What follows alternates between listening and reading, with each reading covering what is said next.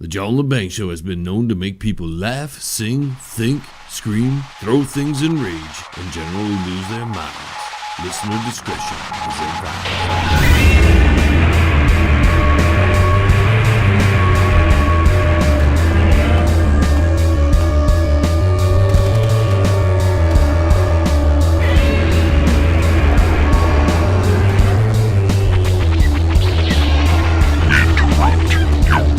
Scheduled programming to bring you a show on the edge, podcasting worldwide and out to the greater universe. You're listening to the John LeBanc Show.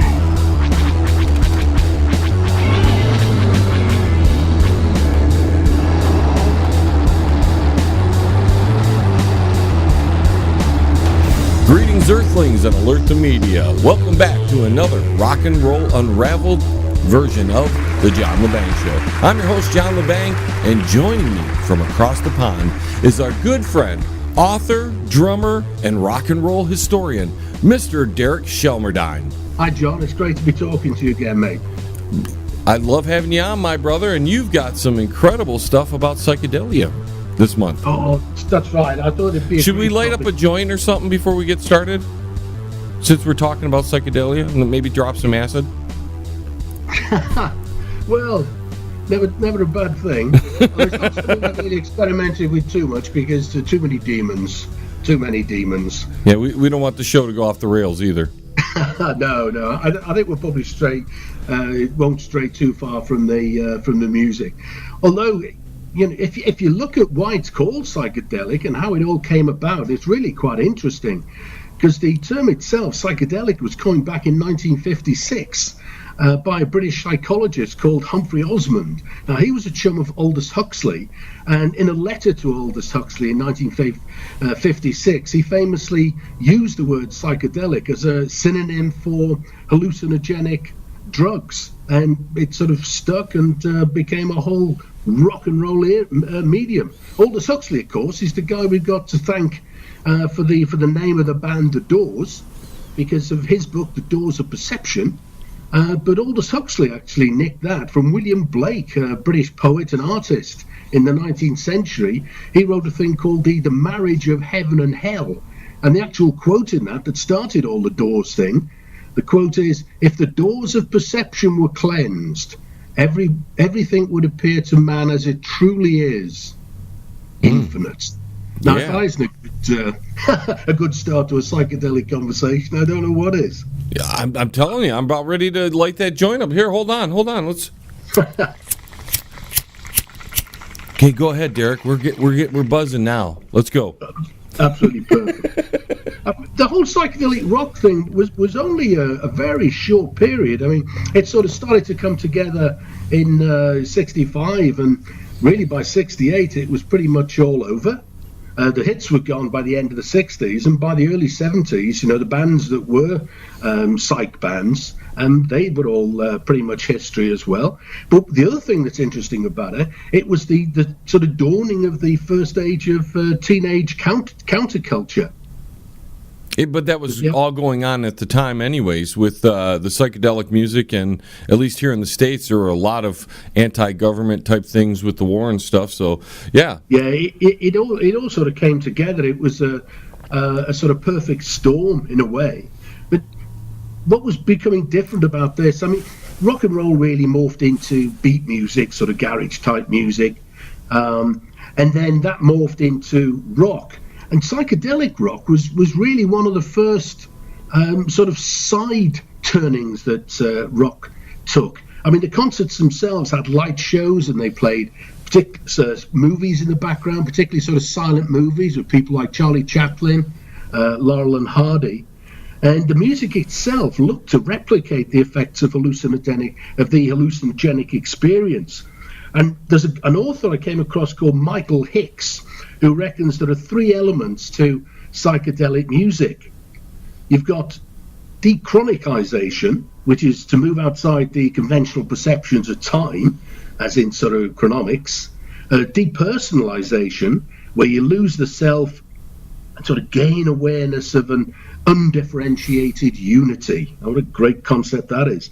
And dynamization. And apparently Timothy Leary was quoted as saying, it makes everything seem to bend, familiar forms dissolve into moving, dancing structures. And I think that gives a good feel for what the whole psychedelic experience is about. But British and American psychedelia were really quite different. American psychedelic music was much more blues-based, but UK was more about whimsical lyrics and changes in time signature, special effects, a lot of use of keyboards and distorted guitars. I think one of the big differences is the less focused the American psych is on whimsy. I mean, if you look at people like the Pink Floyd, Syd Barrett, the first album, Piper at the Gates of Dawn, you look at the tracks on that and then, compare it with later Pink Floyd, you see a very, very different concept. Yeah, but they still had that underlying mood. There was always some sort of psychedelic stuff underlying in their albums. Maybe not on particular songs, but they did a lot of crazy stuff on their albums, and I think that's where their roots began, was in that first album when they were doing Psychedelia. Oh, absolutely. Yeah, that's absolutely right. I mean, the use of swirling keyboards, distorted guitars, and time signature changes was something Floyd used. I mean, Zappa uses that a lot. But Floyd and another band, Soft Machine, when you pass the sort of classic psychedelic era, I mean, those bands are still going now, basically. And the use of distorted guitars, that was really the first of its kind at the time, right? Pretty much. I mean, you did have, famously, the guitarist, can't remember his name now, on the first ever rock and roll single, Rocket 88, Jackie Brenston. He famously used a slightly distorted guitar, but the real heavy-duty distortion came around this sort of period.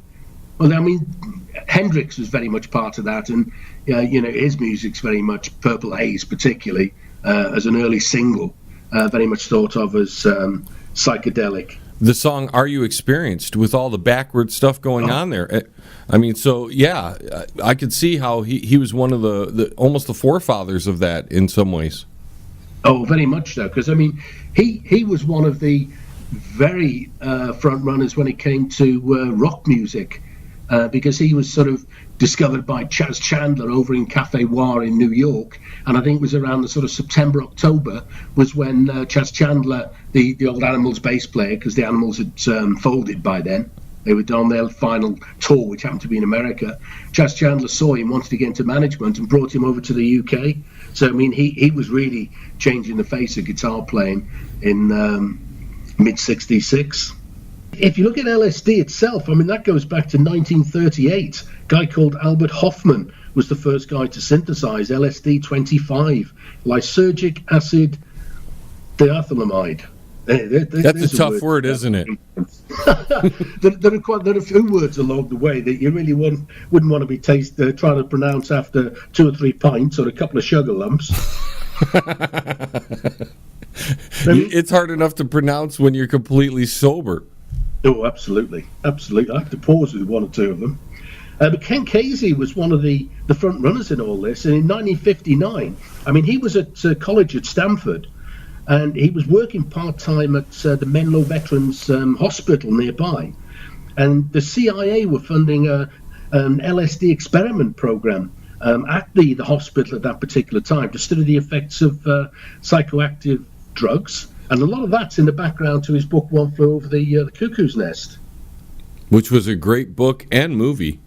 Oh, absolutely. I preferred the movie to the book, because in the book, the American Indian guy, the big fella, he was the narrator for the book, which didn't work quite like that in the film. Yeah, but in the film you also had Jack, and Jack makes any film better. Oh, absolutely. Absolutely. The famous Nurse Ratched. The first reference on record probably comes in 1960 with an LA band called the Gamblers. Now that Gamblers, the reason I said LA was not to be confused with the Belfast Gamblers that became Them with Van Morrison, and the Newcastle in Northern England's Gamblers, who became Billy Fury's last backing group. Billy Fury was very popular British rock and roll artist in the 50s and early 60s, well, up to the middle 60s. And they released in May 60 a single with Moondog on the A side and LSD 25 on the B side. I mean, they were both instrumentals. The band was driven very much by a guy called Derry Weaver. But if you look at the lineup for the band, I mean, it's got Elliot Ingber on guitar. He was one of the very original Mothers of Invention. He was part of Zappa's Mothers when they turned into Mothers of Invention, left after the first album. Bruce Johnson on piano. Beach Boys. Became the Beach Boys, absolutely. Larry Taylor, the bass player, canned rock. I mean, who would have thought, listening in 1960 to the A-side Moondog, that those three guys would end up in very, very significant bands. I mean, it was actually classed as surf rock, though I don't think the term was in use at that particular time. And that single, their B-side was an instrumental as well. That's right. Which laid into psychedelic music, because psychedelic music, a lot of that was instrumental. That's right. Because it's really about feeling it. It's not so much about the lyrics in some ways. But a couple of these guys are on tour now. Larry Taylor is on tour with Canned Heat. And what a name, Canned Heat. But they're on tour in America, 28th of November to the 13th of January. And they're doing something called the Rock Legends Cruise out of Miami, 14th to the 18th of February. So if you're into cruises and you happen to be in the Miami area, or you fly in, I mean, that would be an awesome few days, I would think. Definitely. Also, the Beach Boys are on tour. That's right. I mean, Bruce Johnson, along with Mike Loves, licensed the name The Beach Boys from whoever actually owns it. And they're on tour, the Beach Boys, with Bruce Johnson, Canada, USA, St. Martin in the Caribbean, and they're coming over to the UK. And that's going on from the 8th of November through to the 25th of June. Yeah, it's an extensive tour. Oh, absolutely. Yeah, they've been on the road for quite a while. I mean, this tour doesn't start on the 8th of November. They have been touring for a while. And Brian Wilson, I think, is on tour at the moment. I seem to remember he's doing a Christmas special, if you're a big Beach Boys fan. So there's lots of opportunities to see these guys. But what I like about psychedelia is it's one of these mediums that pulls together two generations. You've got a lot of the references are going to come to people who were beat writers in the 1950s and poets, and they all sort of come together. The sort of whole hippie thing meets beatnik was very much what the psychedelic music was all about. And as early as '64, there was a sort of psychedelic blues stroke country band called the Holy Modal Rounders. I mean, that is a great name. Definitely. To conjure with. I mean, it was a duo that came together in sort of '63 in New York, Peter Stamplin and Steve Weber. But on their first album, again, a reference to psychedelia, there's a track called Hesitation Blues. The album was eponymously titled. Hesitation Blues. And the line in the song is, "My psychedelic feet in my psychedelic shoes," and then a bit more, "got the psychedelic blues." So there's lots of good early references. And you're talking that it's kind of the amalgamation of the hippies and the beatniks. So psychedelic music was really the conduit to transform from the beatniks right to the hippies? Absolutely. Once you start to look at some of the things that were happening, Allen Ginsberg pops up all over the place. I mean, the Holy Modal Rounders, they teamed up after the second album with Tuli Kupferberg and Ed Sanders, and they eventually became the Fugs. Now, Kupferberg's interesting because he pops up as a reference in Allen Ginsberg's The Howl. But just before we get to that, '64, Ken Casey and his Merry Pranksters, that was when they took their famous coach journey across America, and it was intended to be a movie. The movie itself never, well, it did transpire sort of decades later, but that was the whole thing that inspired Paul McCartney for the Magical Mystery Tour. We're going to take a quick break, folks. When we return, we've got more with Mr. Derek Shelmerdine and psychedelic music right after this. Don't go anywhere now. John will be right back right after this. Yes, he will. Check out the new book from Derek Shelmerdine, Rock and Roll Unraveled. It tells the story of rock and roll from its roots right up until the mid-'70s punk. Rock and Roll Unraveled. Not just the music, but also the events that shaped the music. Rock and Roll Unraveled. It includes the backgrounds to recording sessions, singles, album releases, births and deaths, epic concerts, and festivals. Rock and Roll Unraveled. Shelmerdine has made a painstaking effort to document pretty much every event that would prove significant in shaping popular music. Rock and Roll Unraveled. Purchase the book at www.rockandrollunraveled.com.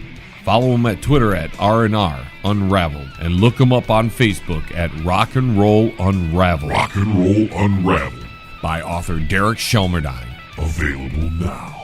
I think of myself more as a song and dance man, you know. The only reason that we are still together is that the subtlety of delicate change in the music. Some of it's old, some of it's new, something borrowed, something brown. Let's say you have a band that wears makeup, and you've got snakes, and you've got guillotines, and you've got really hard rock, Detroit rock and roll. All those groups and people that started off when we were starting off, they're all still going. It's funny how many times rock and roll's been dead. Yeah, how many times people have said it's been dead, it just keeps coming back like a bloody phoenix. Rock and roll! I mean, Allen Ginsberg's popped up a few times. I mean, he famously did the first reading of Howl, his poem, in October 1955, and that was actually sued. The publishers were sued for obscenity in '57. But when the judge came to sort of to sentence him, as it were, the publisher, he very much took the side of the author and the publisher, and it was a guy called Judge Clayton Horn, and he quoted the motto of the English Order of the Garter, which is "Evil to him who evil thinks." And I thought that was great. You know, this is a good book. It's you that's got the bad mind. And what did the publisher think was so obscene? Because they were suing him over it. So I can't remember exactly what the bits were, but I mean I've read the poem. It's very much about drugs and desolation, and there are probably some references in there that people would take umbrage to. Can you imagine the publishers and the people of that day jumping forward to today and seeing this? Because whatever was obscene back then is like normalized today. These people wouldn't know what to do. Absolutely. And I think it's one of those things that really shows the difference between then and now. Lady Gaga would freak them out. Oh, absolutely. Absolutely, quite rightly too.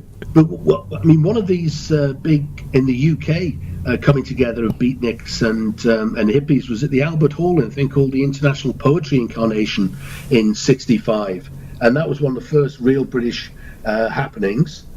But if you like, the sort of psychedelic music we all know and love, that's really starting to come together in the middle of 1965. The Charlatans, who were very much, they were a San Francisco band, but they got the first residency at the Red Dog Saloon in Virginia City, Nevada, and they became the first house band.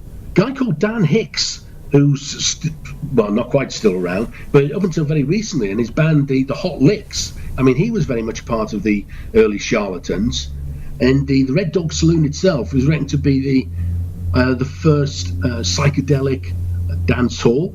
If it wasn't actually the first, it certainly was one of the earliest. And Big Brother and the Holding Company became the house band when the Charlatans moved on in '66. And the thing about Red Dog, you can't really say it's on tour, but you can actually go there if you happen to be in Virginia City. They have an open mic there on a Wednesday, starts at 7:30 according to their website, and they have live bands at the weekend, so you can actually become part of the psychedelic experience. And that's what they do. They still continue the psychedelic experience there. Yeah, I mean, they promote themselves very much. They promote their history very much. But nowadays, I mean, there'd be a whole host of different kinds of music playing there. But it's great to see that, you know, the Red Dog Saloon, something that was around in the mid-'60s and a major player as a venue in the story, is still going strong. I think that's great. So many venues from that era sadly no longer with us. Now we got some early UK singles coming up, right? Yeah, some great early British singles popping up. I mean, the Kinks, again, Summer 65, See My Friends, very much uses a sort of Indian raga sound, and that's part of the beginning of all this. Dave Davis is on tour. He's in America, 9th to the 21st of April. And the Cast-Off Kinks, which you couldn't really call them a tribute band because most of the people in it have been in the Kinks at one point or another. They're touring the UK from the 8th of November to the 7th of December. No, that's great. And the Yardbirds. That's in the UK, right? They're in the UK for that. Yeah, the Cast-Off Kinks are just in the UK, and Dave Davis is just in America. And they're relatively short tours as well. I mean, Dave Davis is 9th to the 21st of April next year, and the Cast-Off Kinks is the 8th of November to the 7th of December. What I've noticed is an awful lot of the people we talk about are only on the road for quite a short time. I think it's because it's coming up to December. A lot of people like to finish their tours before Christmas. That's because they have arthritis and stuff, and it'd be hard to tour in the winter time. Absolutely. I mean, none of these people we're talking about are young chickens anymore. Yeah. Well, cannabis is supposed to be very good for arthritis. Keep it in the context, as it were. But the Yardbirds, I mean, I've seen it referred to as the first psychedelic-sounding British pop song. They released Evil-Hearted You in the UK towards the end of 65. But the whole acid thing really started to pick up towards the end of 65. On the 27th of November, Ken Casey and his Merry Pranksters held their first acid test event in Santa Cruz, and that's often referred to as the birth of psychedelic rock. And apparently what they had there was spiked orange juice called electric Kool-Aid.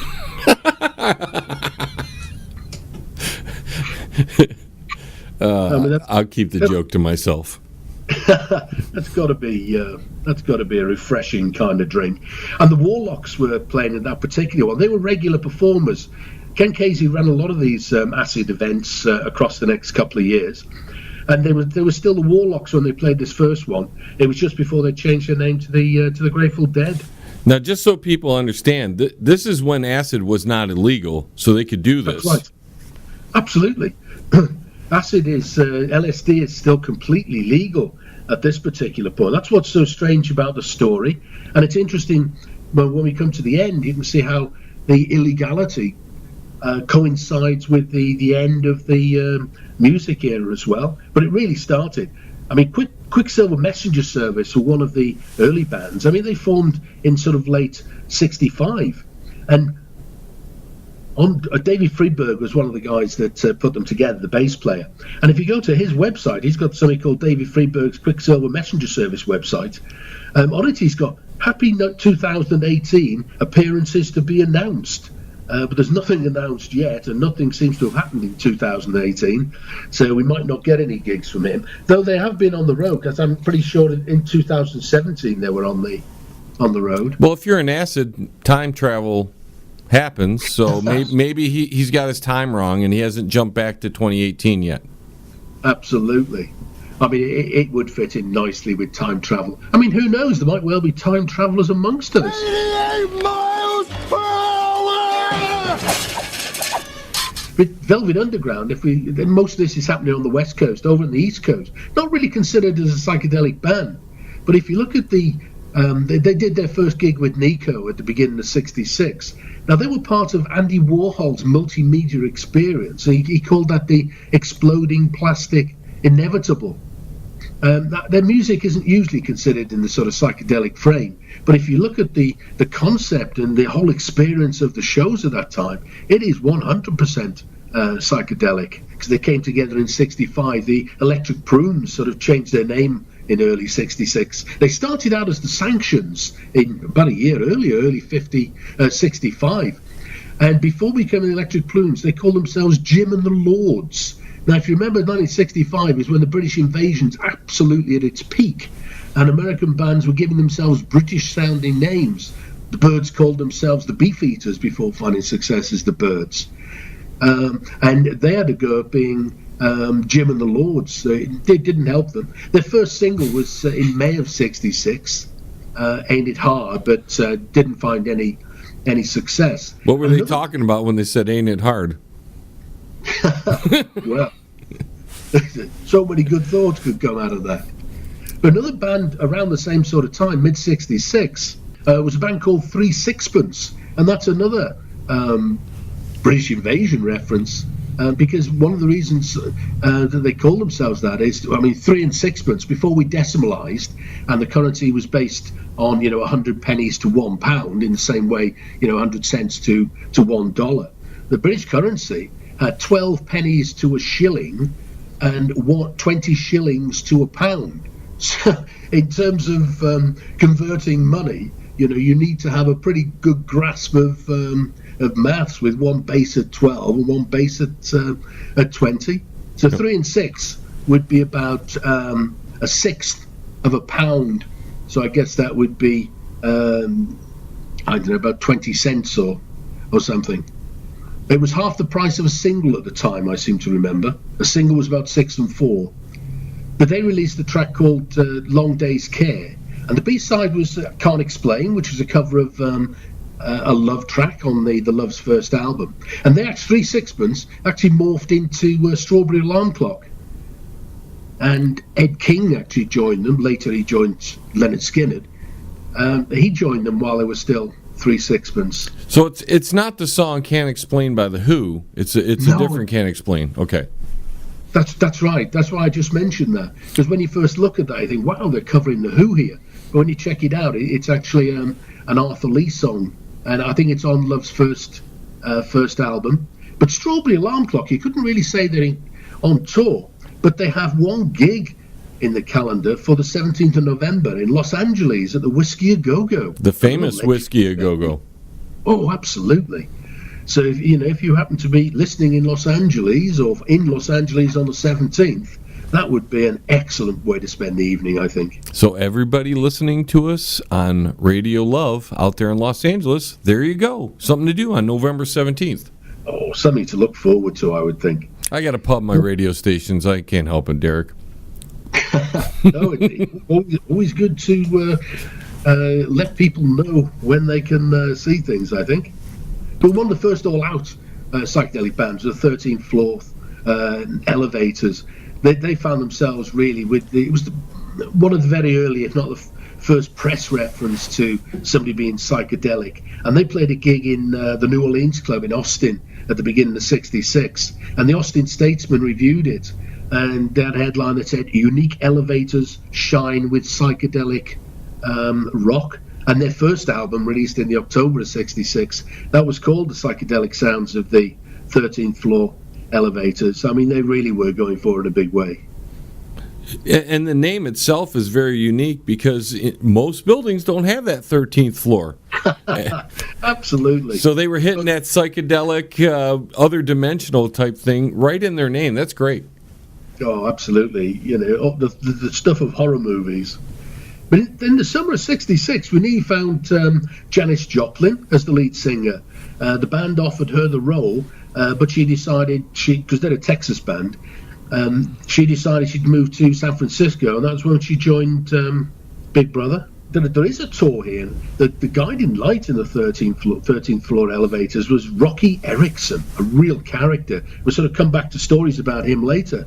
But he's actually on tour, again short. He's in America and pops over to Canada for a gig in early November, 2nd to the 10th of November. So, very, very shortly. And he would be well worth catching. I mean, he's one of the real guys behind the whole psychedelic thing of the 60s. Right, you could call him one of the founding fathers of it. Oh, I think that wouldn't be an overstatement whatsoever. I think that would be a very good description for him. And British psychedelia also starting on the horizon now in the sort of spring of 1966. The Marquee Club, which is a very famous club in London, they'd started a thing called the Spontaneous Underground. And Pink Floyd played, it was a regular Sunday night thing, and Pink Floyd played there for the first time on the 13th of March. Now, Pink Floyd's interesting on the touring thing, because I mentioned the fact that Roger Waters is out and about with his Us and Them tour, and he's at Uruguay, Chile, Peru, Colombia, Costa Rica and Mexico from the 3rd of November to the 9th of December. But Nick Mason, the drummer, he's also put some dates in the diary, and he's doing a thing called Nick Mason's Saucer Full of Secrets, and he's got some gigs outlined for the 29th of April to the 4th of May 2019. But he's already played some gigs that were sold out immediately at very small venues in the UK. I think he was at Dingwall's, a club in London, and the Half Moon Pub, which again, that both venues go back a long way. So you're going to be seeing Nick Mason in some very intimate concert halls. And it's not an understatement to say Pink Floyd is the band that came out of the psychedelic era and really succeeded compared to all the other bands. They were the big band that came out of that era. Absolutely. I mean, interesting you should say that, because the Incredible String Band, a sort of British psychedelic folk band, their first album arrived in mid-66, but they never achieved anything like the success of the Floyd. Now sit your butt down. The John LeBang Show will be right back. And I promise you'll love it, yes? I'd like to take a quick second here to tell you about our new sponsor, Quality One Painting.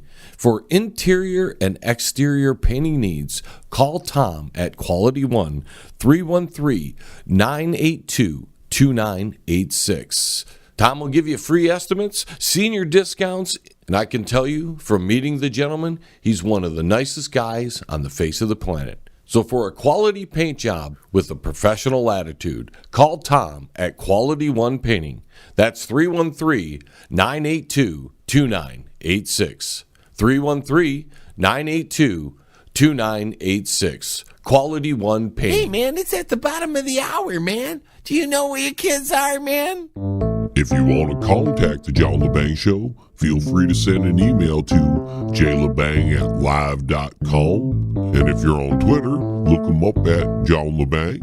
And don't forget to go to his Facebook page at The John LeBang Show. Now here's John. But by the middle of 66, you've got mainstream bands starting to experiment with psychedelia. The Byrds' third album, Fifth Dimension, that's got the track called 8 Miles High on it, and that's sometimes referred to as the first psychedelic record. Interesting. And if you're a Byrds fan, it's a great time to be checking out the listings, because Roger McGuinn, Richard Hillman and David Crosby are all on tour. Roger McGuinn's, and they're all touring just America. Both Roger McGuinn's and Richard Hillman's tour starts on the 9th of November. Roger McGuinn's goes on to the 16th of March, and Richard Hillman's finishes before Christmas on the 19th of December. And David Crosby, he starts a little earlier on the 2nd of November and finishes on the 8th of December. So plenty of opportunities to see them. Now the Beatles got in on this whole psychedelics thing as well. That's right. I mean, this is around the same time. We're still in the summer of '66, and that's when they released Revolver, and that includes Tomorrow Never Knows, which always crops up in any listing of the best psychedelic. Great song. Oh, absolutely. And Paul McCartney's on tour. I mean, all over the place: Japan, France, Denmark, Poland, Austria, UK, and America. From now basically through to the middle of June, 26th of June, my birthday, 26th of June next year. So plenty of chance to see more Paul McCartney. Well, early happy birthday, sir. Thank you very much. Just as we stay on the Beatles for just a minute, you could say they employed psychedelic methods in just about every one of their last albums after Revolver, there was little bits of the psychedelic stuff in some of their music. Absolutely. Like Number 9. In a way, that's very psychedelic. Yeah, I mean that would well fall into the category. I mean, even though the genre pretty much burnt out by you get to sort of 68, 69, though there's still some good stuff coming out, but it was certainly on the wane. I mean, bands who were long term, who survived the era, as it were. As you said with the Pink Floyd, I mean, you can find elements of the music carrying on very much into the later albums, and it was really starting to come of age in the UK. And that's when the whole counterculture thing reached the UK. We had a thing called International Times, and there was a gig at the Roundhouse to launch it, basically. And it was the first UK counterculture newspaper magazine, founded by a guy called John Hoppy Hopkins, who crops up from time to time. Hoppy was a hippie. Yeah. Oh, he was a big player. What the big psychedelic club was founded by him as well. And the first issue of Rolling Stone was about a year later, actually. It came out in November 67. So, a lot of this was all happening at the same time, just popping in. That's why we got Rolling Stone magazine, or at least partially why, because they're starting at the time. Because music was huge and they covered music as well as other things, but they covered it as well. Absolutely, yeah. And it was a real change from the straight music papers when you got these, because they got very much into the politics and the background and the hippie culture and all kinds of things. We had Oz magazine in the UK as well, came from Australia, and that was a great magazine. And it's really kicking off now. The Pink Floyd did their first really underground experience performance. So now you've got psychedelic effects and mixed media, and that was in the October. And again, quick mention of Nick and Roger, busy on tour. And I'd just say, giving just out dates here, if you go to the website, www.rockandroll.com, rockandrollandraveled.com, the actual links to the mostly the official websites of the band, so their tour pages, and that gives all the details of exactly where they are on what dates. Right. If you can't keep up with all the information here, you can go to Derek's website, and it's there, including the tour information. That's right. What I like to do is do what is essentially a blog of the show, because it is just details and information that's coming out from beginning to end, really. The Electric Prunes now, the end of '66, they had I Had Too Much to Dream last night, one of my favourite singles, and that gave them a hit on both sides of the Atlantic, US 11 and 49 in the UK. They only ever had one more hit, another great song, Get Me to the World on Time in '67. That didn't fare quite so well, 27 in America and 42 in the UK. 27 in is still not shady. That's a good number to be at.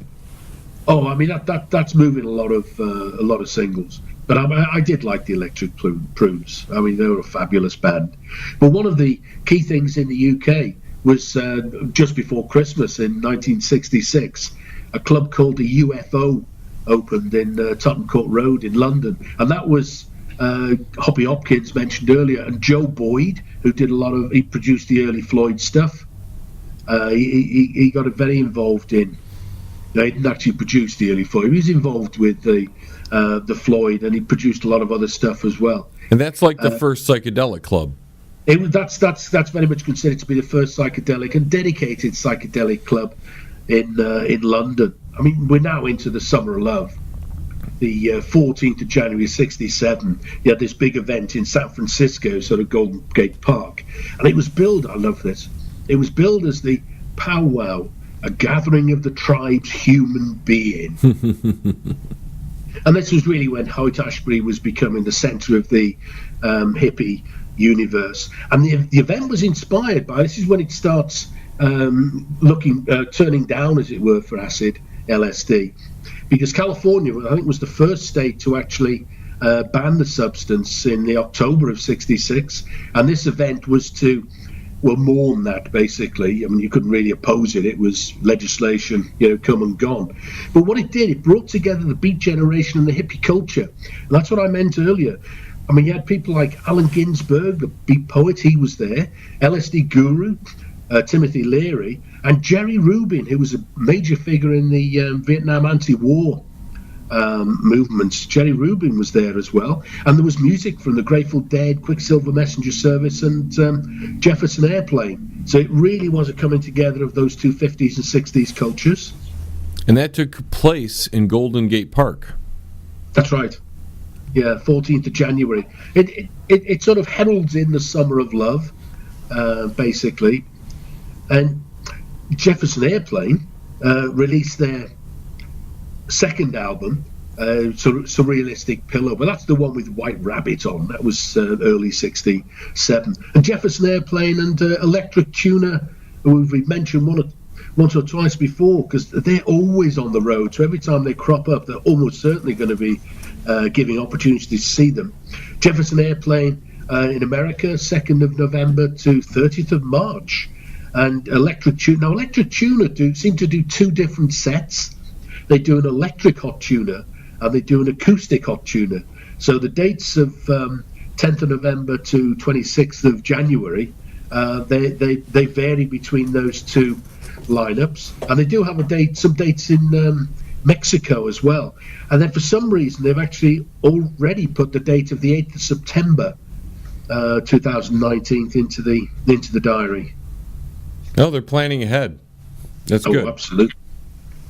And one of the bands that almost nobody will have heard of on either side of the pond is a band called The Smoke.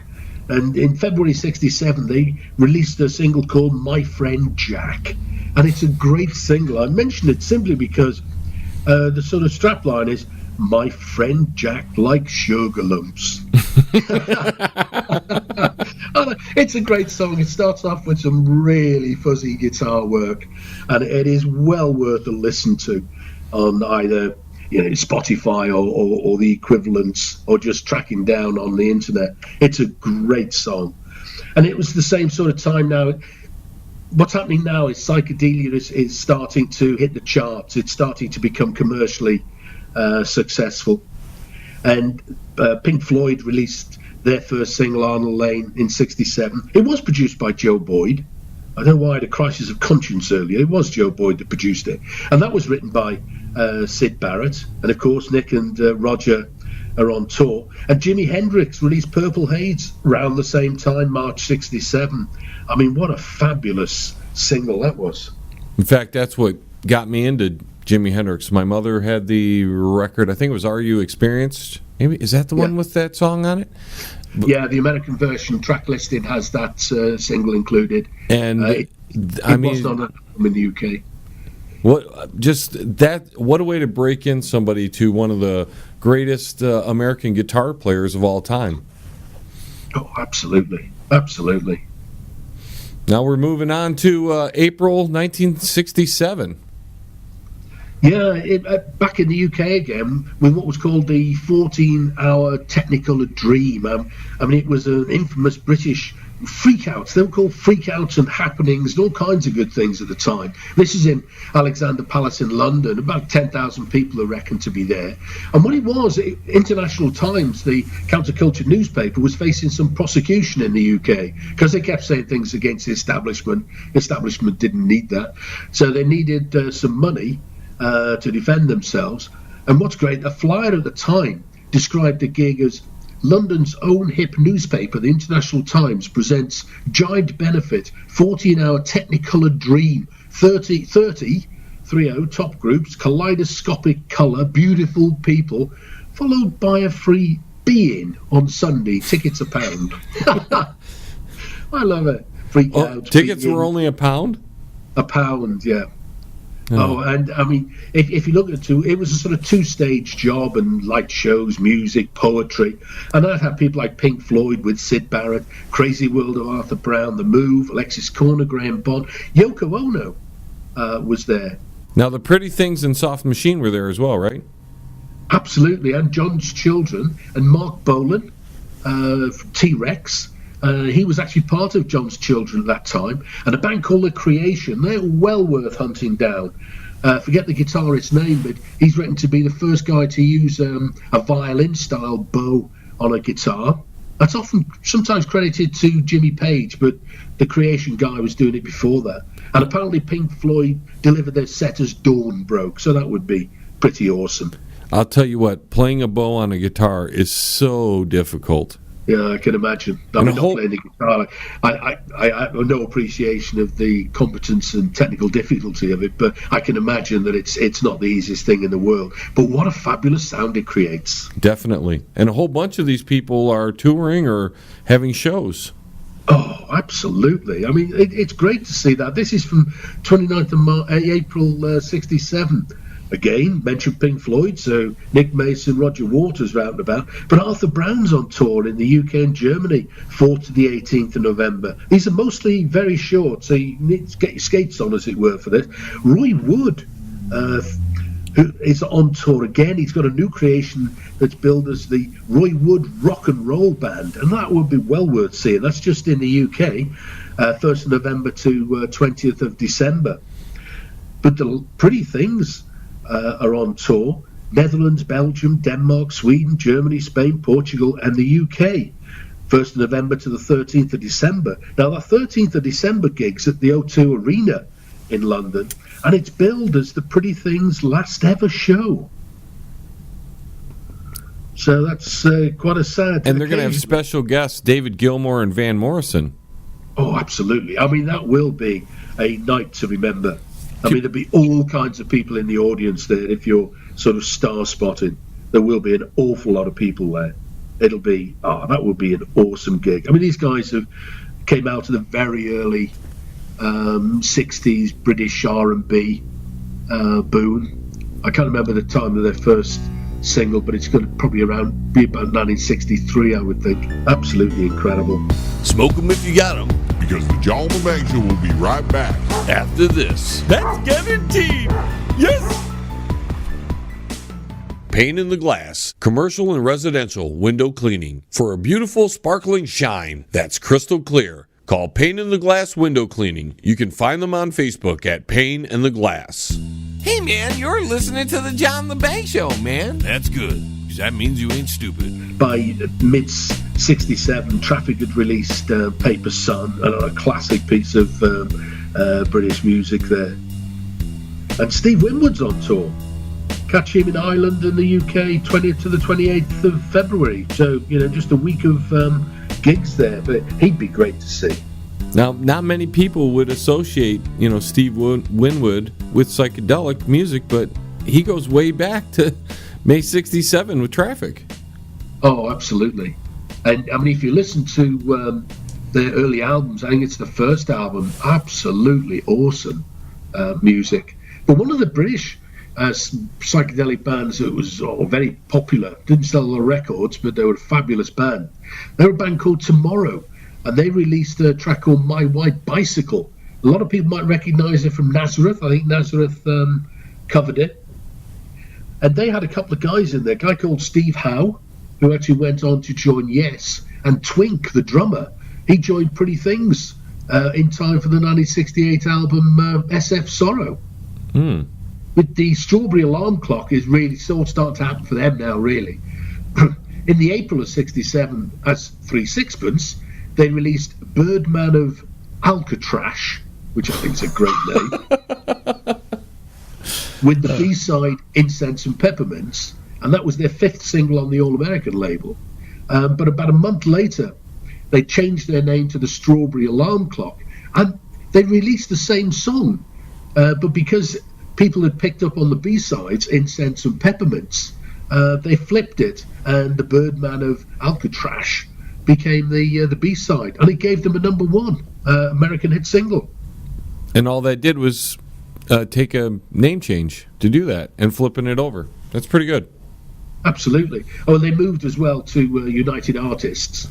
Not United Artists, Uni, which is a much bigger label, so they're probably getting more promotion. But they were never very successful. They had no UK hits at all, and they just had one more American hit with Tomorrow, in 68. It got to 23. So now we got the Beatles. Well, now, yeah, we come to the Beatles' most famous album, released on the 1st of June 67 in the UK and 2nd of June 67 in America. It was their 9th UK album, their 12th Capitol American album. And of course, Sgt. Pepper's Lonely Hearts Club Band, and that's got a bunch of psychedelic, well-deserved songs on it. And there was a big call in the UK to legalise marijuana and legalise pot ad in the Times newspaper, which is a major national newspaper in the UK. It was one of the highbrow newspapers, particularly in the 1960s. And that was actually funded by the Beatles, and that was in response to the jailing of John Hopkins. And this is the time, of course, now summer of '67, when the Pink Floyd released their Piper at the Gates of Dawn album. Absolutely superb. Syd Barrett actually wrote most of it. Interestingly, the album's title is taken from the chapter 7.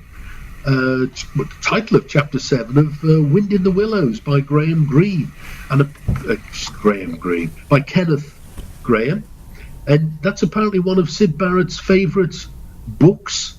And I like the inspirations for some of the other tracks. Chapter 24, for instance, was apparently inspired by the 5,000-year-old Chinese tome I Ching, the Book of Changes. I mean, Barrett was credited with the design of the rear cover, and it was produced by Norman Smith. Now, Norman Smith's the guy that engineered all of the Beatles' singles and albums, right from the first British release, Love Me Do, right up to and including Rubber Soul. And he was a really interesting guy, as well as being a producer and an engineer. He called himself Hurricane Smith for a while, and he had a chart success on both sides of the Atlantic in 1972 with Oh Babe, What Would You Say? But Tyrannosaurus Rex, this is Mark Bolan and a guy called Steve Berggren Took. He's starting out now. They made their live debut in the summer of 67 at a club called Middle Earth. They were interesting because they were a psychedelic folk duo. They didn't have an awful lot of success. I mean, Mark Bolan's one of these guys that was beavering away right through the 60s before he found real success in the early 70s with glam rock. But by the time we get to the latter part of 67, funnily enough, it's really the beginning of the end for psychedelic music. UFO closed its doors on the 6th of October 67, and there was the death of Hippie March in San Francisco. On the same day. On the same day. I think that's awesome. I mean, that is do-do-do-do-do-do-do-do country. I mean, the residents of Haight-Ashbury, which was, the hippie centre of the universe, they organised the march. And what it was, the march was a mock funeral. They had carried a coffin. And what they were doing, they were mourning the loss of the high ideals that the hippies had.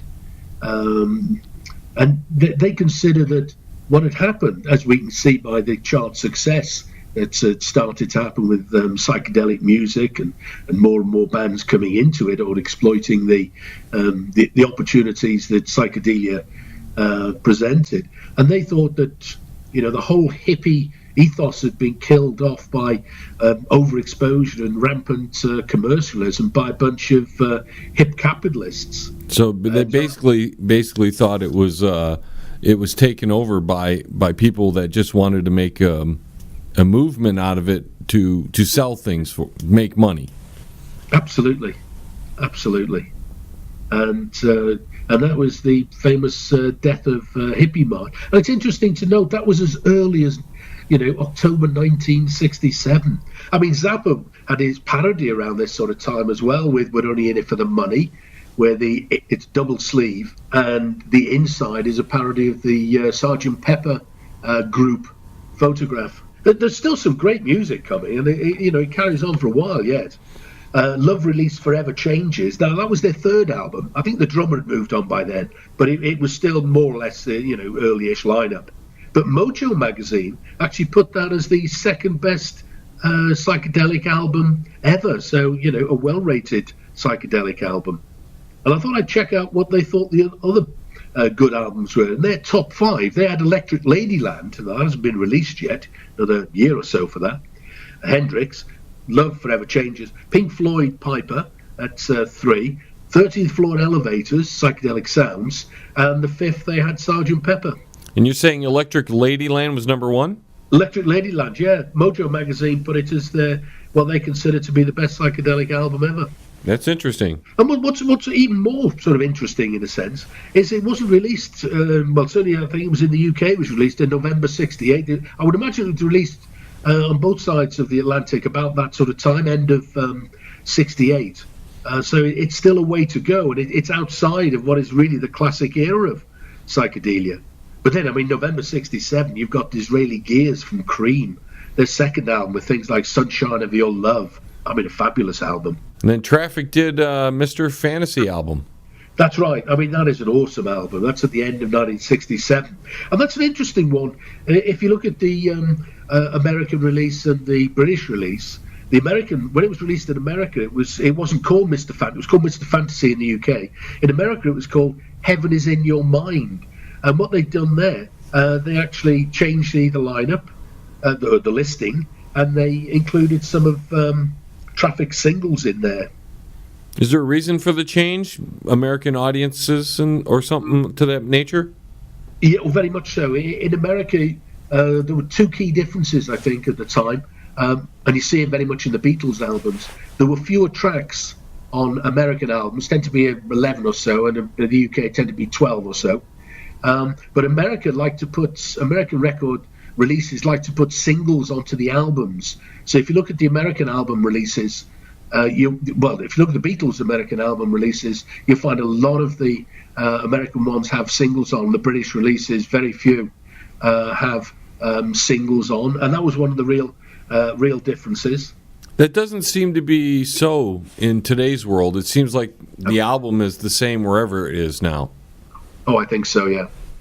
I'm not sure how many people now buy an album as such, and rather than constructing their own album by buying individual tracks. Yeah, it's funny how the music world has kind of gone back to the roots of rock and roll in the fact that singles were huge when it first started, and then we did the album thing for many years, and now it's come full circle where singles are really the way to go for bands.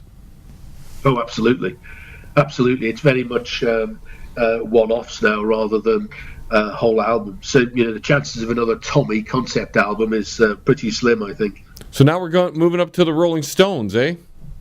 That's right. I mean, at the end of 67, in December, they released their Satanic Majesty's Request. And that really was psychedelic stuff. But it was the first Stones album to get a very mixed reception from the press and from the public. A lot of people really didn't like the album.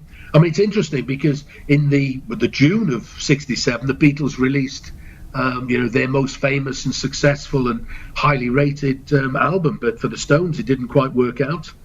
I think the title might have scared some people off a little bit on that. Yeah, it could have been. The cover was brilliant, though, because with it being psychedelic, what they did I'm not sure if they did it on the American release, but on the British release, there was a panel about 5 inches square. So that's about 10 centimeters, 12 centimeters square, and it was in 3D. So if you held the album in front of you and moved it from side to side, the head seemed to move on the Stones, and they were pictured in a seating position. It was a great album. Man, a lot of fascinating information this month, Derek. Why don't you give everybody your social media? Oh, that would be fabulous. Well, the website itself is www.rockandrollunraveled.com. One thing I will just say there is I had a catastrophic website failure. I lost all the data. Oh, no. Well, luckily I've been backing it up myself, so I'm in the process now of putting all that data back on. You blew up the web, dude. You blew up the web because you had so much information on your site. Twitter, at RNR Unraveled, Facebook, at Rock and Roll Unraveled. Derek, I thank you so much for joining me again this month. There's so much fascinating information.